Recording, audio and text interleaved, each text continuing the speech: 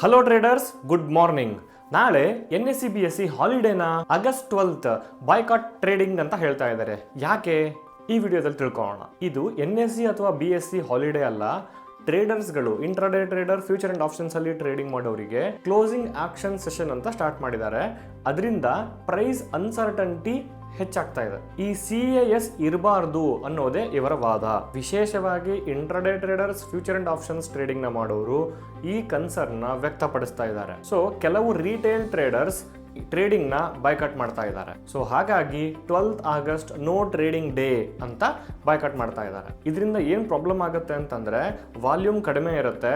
Trading ಮಾಡದೇ ಇರೋದ್ರಿಂದ revenue ಕಡಿಮೆ ಆಗತ್ತೆ ಸೆಬಿಗೆ. ಬೈಕಟ್ ಮಾಡಬೇಕಾ ಅಥವಾ ಟ್ರೇಡಿಂಗ್ ಮಾಡಬೇಕಾ ಅನ್ನೋದು ನಿಮ್ಮ ವೈಯಕ್ತಿಕ ವಿಚಾರ.